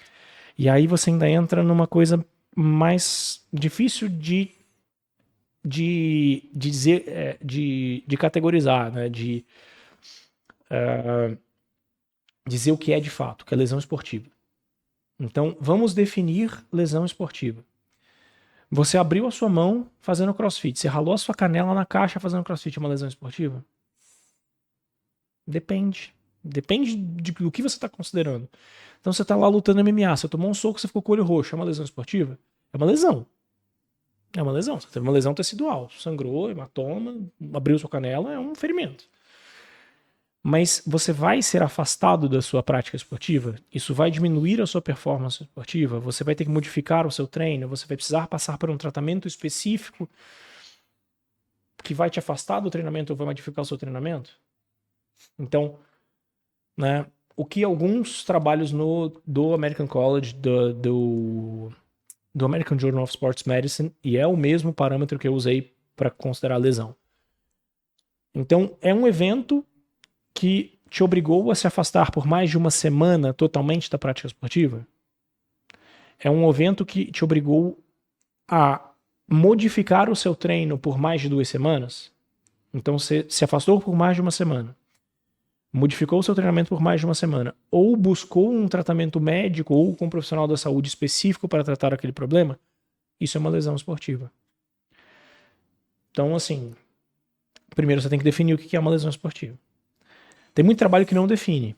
Você tem trabalhos talvez mal intencionados, talvez só, né, que eles definem lesão como qualquer dor ou desconforto que te impeça de treinar, competir ou trabalhar da forma usual. O trabalho que fala que o CrossFit machuca 70% das pessoas, ele fala isso. Ele considera lesão qualquer dor. Doeu é lesão. Muito fácil, né? CrossFit dói pra caramba. Você fica dolorido pra caramba. Então você se lesionou. Qualquer dor muscular tardia, qualquer dor fisiológica pós-treino é lesão. Então, assim, você tem que pensar em performance esportiva. Vai impactar a sua performance ou o seu treinamento? É uma lesão. Futebol. Lesiona mais que o CrossFit? Sim. Futebol lesiona mais que o jiu-jitsu? Sim. Ah, mas eu ralei o meu rosto. Foi uma lesão? Você vai faltar no treino por causa desse ralado? Não. Então você não se machucou. Então, os esportes onde você tem um contato inesperado, que ele não é obrigatório do esporte, eles lesionam mais que esportes onde o contato ele é obrigatório. E dentro dos esportes de contato você ainda divide esportes de contato total e esportes de contato controlado. O futebol ele tem regras em relação ao contato. Você não pode chutar a canela do seu adversário. O rugby tem menos regras em relação ao contato. O futebol americano tem menos regras em relação ao contato. O polo aquático, eu joguei polo aquático na época do colégio, tem menos regras em relação ao contato. Né? Então, dá pra você quebrar o nariz do seu adversário sem o juiz ver. No polo. Bem fácil. Vai ter mais lesão. Ah, tudo bem. Então vamos comparar os esportes sem contato? Vamos comparar CrossFit com corrida de rua. Quem machuca mais? Corrida de rua. Impacto. Volume. Muito maior. CrossFit, a incidência de lesão do CrossFit é de 2,4 a 3,2 lesões a cada 1.000 horas de prática. Isso é pouco. Isso é menor que corrida de rua. Como é que é? Repete aí pra gente. Vamos lá. A incidência de lesão do CrossFit, incidência é a quantidade de lesões que você tem em determinado tempo. Tá? Então você usa esse parâmetro que é lesões por 1.000 horas de prática. O CrossFit, os trabalhos mostram de 2,4 a 3,2 lesões por 1.000 horas de prática. Qualquer trabalho que você faça com o futebol, você vai começar com 6,8. E a corrida de rua? A corrida de rua tá por volta de 4,5. Então, voltando pro CrossFit, o praticante, se falar 1.000 horas, pratica 1 hora por dia, em cada 3 anos... 3, 4 anos. 4 anos, machuca 3 vezes. Por aí. E se você pegar os estudos, o que diminui o risco de lesão? A participação do coach. O coach que te corrige, quanto mais vezes o coach... Tipo, né, você tem... Ajuste de biomecânica. Ajuste de biomecânica é ajuste de ego, né? Ajuste de ego. Ô, bonitão, baixa esse peso aí. Não é pra você ainda. Não, mas o que acontece é que o cara põe a carga, aí ficou ruim. Em vez de ele tirar, o que ele faz? Ele aumenta mais um pouquinho, né? Aí fica complicado, né? Aí, não ajuda também, né? O médico. Aí Darwin vence, né? Aí não tem como, né? Aí, assim, tipo... a noção de autopreservação da espécie vai pela janela. Esquece. Tipo... Não, mas agora eu entendi o porquê. A testosterona é um psicotrópico, né? Então, não, tem ação cerebral. Tem ação cerebral. Você para pra pensar assim... Você tá treinando na tua casa, você não tem plateia, você não está se filmando, você não vai botar tanto peso. Agora tá as menininhas lá, todo mundo torcendo. Não, cara, o homem quer se mostrar pra homem. A variável ego mas agora legal. E você tem perfil de atleta que mais se machuca? Perfil de atleta que mais se machuca. Geralmente essas pessoas que querem se provar, né? Que querem ir até o limite, que... Pô, cara, sangue nos olhos, ele... As que estão com mais atesto em dia, então. Não, às vezes o cara tem sangue nos olhos porque ele tem sangue nos olhos, ele quer ir... Às vezes o cara que ele é um ex-atleta de outro esporte, então ele se vê com 45 anos como ele tinha 18, né? Então ele tem uma percepção diferente. A chave não virou ainda. A chave não virou aqui, parceiro. Passou dos 30, ladeira abaixo. Não, mas eu tô super bem. Sim, mas você nunca com 30 anos vai estar tão bem quanto você tava com 18. Se você era um atleta. Se você era sedentário e virou atleta aos 30, tudo bem. Você tá na melhor forma física da sua vida. Se não, não. Melhor forma física da minha vida, eu tinha 23 anos, eu tava fazendo o EAS da Força Aérea. Fazia 180 flexões. Tranquilo. A natureza não muda, né? A natureza é sábia, né? Não tem jeito. Tipo, tem como você chegar aos 45 anos bem pra caramba? Tem. Tem como você chegar aos 70 anos bem pra caramba? Tem. Mas não vai comparar. Mas nunca vai ser a mesma coisa. Mas não vai ser a mesma coisa. É. Você não vai estar na melhor forma física da sua vida se você treinou a vida inteira.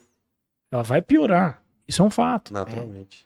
Pô, mas eu tenho uma genética boa. Legal, você vai ser melhor que os outros. Comparando você com você mesmo, infelizmente as coisas não vão evoluir do jeito que você quer. E é isso. Quem se machuca mais é quem não consegue entender. É quem coloca o ego na frente do bom senso. E aí vai para essas substâncias melhoradoras de performance. Né? Substâncias melhoradoras de performance, eu não estou falando de creatina. Creatina é ótimo, previne lesão. Eu estou falando de esteroide. Né? Eu estou falando de GH. GH para performance é uma bosta. Por que atleta profissional usa GH? Por causa do tempo de detecção, do washout do antidoping, que é curto. Uhum. Né? Varia aí, né, de algumas horas. Tipo, O Fernando Reis aconteceu com ele lá na pré-Olimpíada, né? Fernando Reis caiu lá com GH na Olimpíada, né? Acontece, infelizmente não é pra acontecer, mas acontece. Né? Então, o atleta pateta de CrossFit vai tomar GH. Ele é um pateta, né? Ele tá picando dinheiro. O atleta do boxe, né? O cara que vai pro games, se ele não quer ser pego no antidoping, ele vai usar? Vai ajudar? Não sei. Provavelmente não. GH aumenta a lesão? Também. Risco. Aumenta o risco de lesão. Mas, poxa, mas ele não é um esteroide? Sim, mas ele retém líquido, né? Ele é antinatriurético, você elimina menos sódio. Então você vai reter mais líquido, você vai fazer edema de tendão, você tem aumento do risco de síndromes compressivas, né? Então síndrome de túnel do carpo, síndrome de desfiladeiro torácico, síndrome de túnel cubital, tendinites, epicondilites, dores de pequenas articulações, mão, pé. Seria mais indicado para estética, então? Não? Não, também não, né? Pensando que retém líquido. Não, mas o cara que vira e fala, o paciente que fala, doutor, eu quero tomar GH. Eu falo, você não merece tomar GH. Como assim? Porque, cara, GH... Quem merece tomar GH? A pessoa que tem deficiência. Mas assim, pensando em estética, o fisiculturista ele vai usar porque ele é a cereja do bolo pra ele. Não o pateta que tem 12% de gordura. Sim. Não vai afinar nada. Não vai afinar nada. Eu tenho 18% de gordura e vou tomar GH pra secar. Você é um idiota. Vai gastar dinheiro, tá? E é caro, né? Sim. E um vão usar Poderia fazer isso mais barato. E vão usar subdose, Gasta né? com comida. E vão usar pô. subdose. E vão usar subdose. O cara vai gastar R$3.000 por mês de GH, acha que vai estar... Não, tô gastando... Parceiro, você tá usando Não subdose. tá usando nada, né? Atleta profissional, fisiculturista que usa GH, cara ele usa... 30 mil por- Exato. 30 mil Ele usa por um mês. carro usado por mês. É. Se não tiver patrocínio, o cara não faz a preparação. Nossa. Sim. Mas isso, cara, você pegar estudo, tem estudo, os alemães eles davam bastante esteroides, né? Esteroides de substância melhoradora de performance. Tem estudo alemão que ele fala 0,1 UI por quilo de peso dia. Acho que é isso, não, 0,15 UI por quilo de peso dia. Caramba. É tipo, um cara de 100 quilos vai usar 15 UI dia. Nossa. Quem tem grana pra isso? 3 pau dia? Caramba. R$1.500 dia? E aí? Vai lá. Nem sei. Aí tem que estar valendo o Olímpia mesmo, né? Pra entrar pra história aí, né? Não, Pelo amor fora de Deus, isso- não foi isso. Eu nem sei, porque sempre que os meus pacientes eles vêm com essas ideias fracas, eu tiro essas ideias fracas da cabeça dele. Ou eles procuram outro colega que vai, Sim. que simplesmente ele vai carimbar a bobagem que o cara quer fazer. Muitas vezes o paciente ele não quer orientação, ele não quer um tratamento, ele não quer um médico do esporte, ele quer alguém pra benzer Dá um ok. a idiotice que ele quer fazer. Assinar. Não, mas Carimbar. eu estou fazendo com acompanhamento médico. Pera lá, né? É aquela coisa que é dividir culpa, né? Você quer dividir você tá fazendo uma bobagem e você quer se sentir menos culpado porque tem outra pessoa Exato. fazendo. Vamos dividir isso aqui. Né? Ninguém quer usar a droga Você sozinho, quer né? alguém pra assinar o BO junto. Você sempre quer estimular o seu amiguinho a usar droga porque vai dividir a tua culpa. Você vai se sentir menos culpado porque outra Na pessoa polícia também a tá gente chama fazendo. isso de fazer a mão. Você quer fazer minha mão, né? É. Mas, doutor, muito obrigado. Acho que foi uma aula para nossa. Acho que é um Nossa. episódio necessário que a gente não tinha tido aqui no Deckcast, né? Acho Extremamente que necessário. todos os recados aí foram dados. Muito obrigado pela participação, por ter dado o nosso. É um Até prazer. estouramos o tempo aqui. Eu falo pra caramba. Dava pra falar muito mais ainda, né? Por favor, como é que te encontramos aí nas redes? @drjanspray, né? Jan spray, S-P-R-E-Y. O J tem som de I na Holanda, meu pai é holandês. É Ian, mas escreve Jan. É basicamente Instagram, né? Acho que E os médicos que quiserem fazer a pós-graduação. Pós-Forte, medicina esportiva da Pós, da Forte, tem lá no meu Instagram também, eu tô Ótimo. postando nos stories todo dia. Agora, esse sábado começa a 8ª turma, Acho que se correr ainda consegue vaga. A gente aumentou agora para 20 finais de semana. Eram 18, a gente está com 400 horas de pós. Tem na modalidade presencial, tem online simultâneo, então a aula é gravada e transmitida simultaneamente, a aula fica gravada e você consegue assistir aí um tempo depois do término da tua pós. Quem puder fazer presencial, eu sempre estimulo meus alunos a virem presencial, porque a gente tem bastante aula prática. Então, Ótimo. eu, por exemplo, dou uma aula de CrossFit treinamento funcional. Ah, é? Eu levo pro box, então eu mostro algumas coisas em relação à mobilidade, em relação... É divertido você pegar o cara da musculação e pedir pra fazer um front hack. Pedir pra fazer um overhead squat. O cara não consegue colocar a barra. O cara não consegue colocar a barra aqui. Assim, ó. Né? Mostrar o quão o cara é descondicionado, o quão o cara Provar é pra ele, né? O travado. quanto ele tá... Agacha. A galera não consegue agachar sem tirar o calcanhar do chão. Não consegue ficar em posição de agachamento, né? Em posição de cócoras um tempo, né? Então, de cócoras 1, 2. Agachado 1, 2. Você fica lá. Você fica tendo instrução horas. O cara não consegue ficar agachado. Então, eu levo pra minha aula, eu mostro quais são os movimentos. Porque, pô, você vai ser um médico do esporte, você não entende nada de CrossFit, você não sabe nem a nomenclatura dos movimentos. Você não sabe o que é um exercício funcional. Você não consegue conceituar intensidade. Você não sabe o que é força. Tipo, física, né? Eu já falei, eu sou nerdão. Eu gosto de conceituar. Eu gosto dos conceitos básicos das coisas. Então, força. Minha força. O que é força? Cai uma baba nas pessoas quando você pergunta pra ela o que é Não se força. fundamenta, né? A pessoa não faz ideia do que é força. O que é intensidade de treino? Intensidade é mensurável? Não tô falando de carga interna de treinamento, tô falando de carga externa, intensidade externa. Existe uma grandeza física? Então, eu falo tudo isso na minha aula. Tipo, E tudo isso a gente teve no colégio, mas a galera não lembra, né? Não, faltou na aula, né? A galera não sabe o que é joule, a galera não sabe o que é watt, né? Tipo, como é que você mensura a intensidade? Watt. Tem no visor do remo, hein? No combo. É verdade. Tem, é trabalho sob tempo. Não, mas que legal. A pós, então, é bem Sensacional. completa, né? Ó, fica tem- a dica pra vocês. Fica a dica. Quem quer, conhecimento. Tem aula com Nutri, tem aula com um profissional de educação física, com fisioterapeuta, Sensacional. tem aula com bastante médico, o Muzi dá 2 blocos, agora a gente tem um bloco, uma aula um dia inteiro, 10 horas, com o João Gifone lá do Rio, para falar sobre as alterações cardiovasculares dos usuários de esteroides anabolizantes. Legal. Então, para falar do EcoStrain, para falar, né, do risco cardiovascular que você está se submetendo, né? Então, você tem aulas bem pertinentes, né? Então, tem aula de exame laboratorial, de alteração de exame laboratorial. Doutora, minha CPK veio alta. Sim, você treina, né? Então, a gente está publicando agora um trabalho lá com o nosso grupo da Santa Casa sobre a rabdomiólise, né? Sobre CPK não ser um marcador de rabdomiólise. Eu sempre dou uma cutucadinha no Ramires quando ele vai falar Ele fala muito sobre isso, né? Porque a maioria dos médicos, a maioria das pessoas não sabe diagnosticar rabdomiólise. CPK aumentado é rápido. CPK de 2000 é rápido. Fez xixi preto? Não, então não é rápido. Quanto bateu sua CPK? 102 mil. Eu tive rabdomiólise mesmo. Eu bati 43 mil.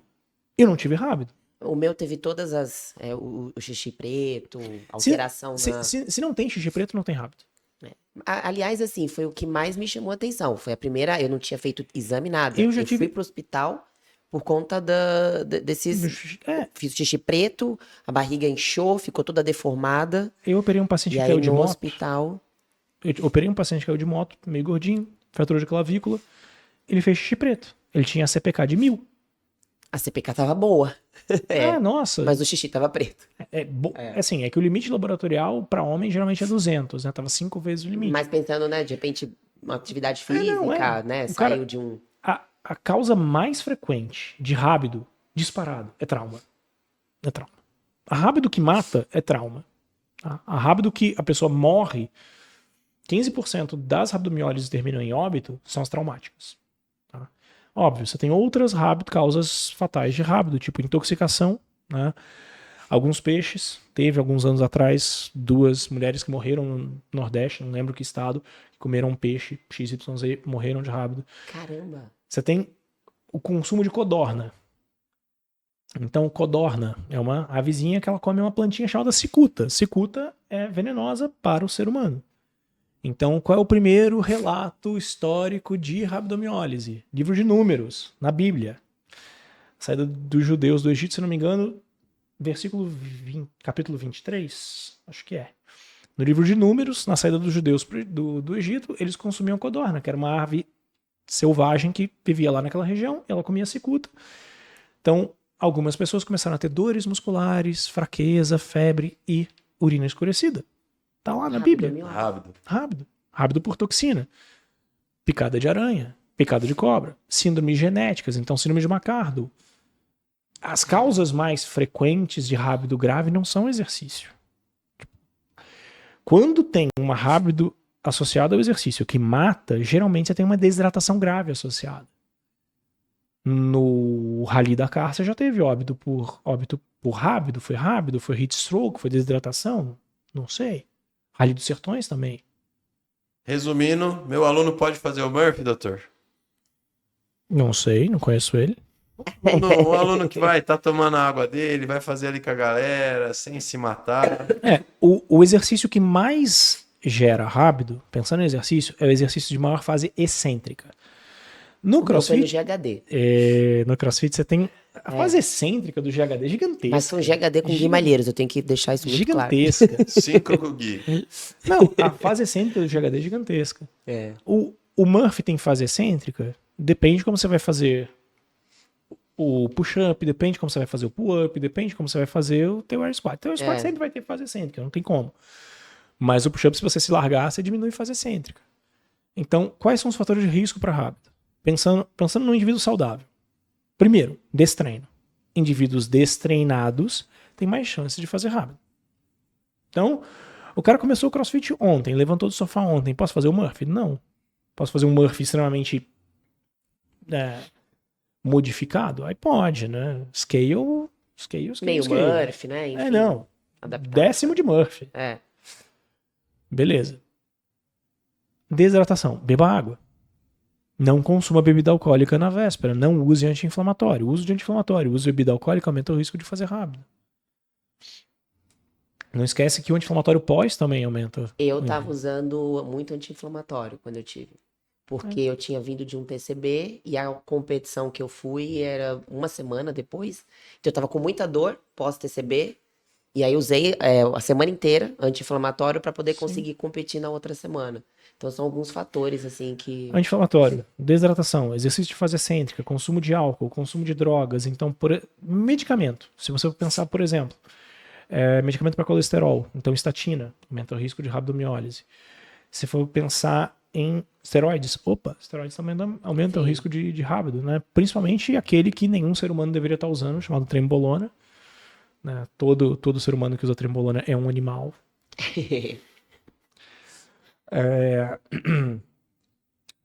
Então, medicamento para asma, por exemplo, também aumenta o risco de rábido.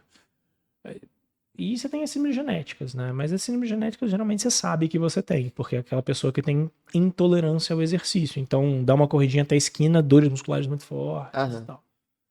Sensacional. Não, incrível. E o diagnóstico de rábido é urina escura, urina marrom acastanhada. É o principal diagnóstico, né? Você está urinando seus músculos, basicamente. Ixi, feio, hein? Jesus, amado. Você está urinando mioglobina.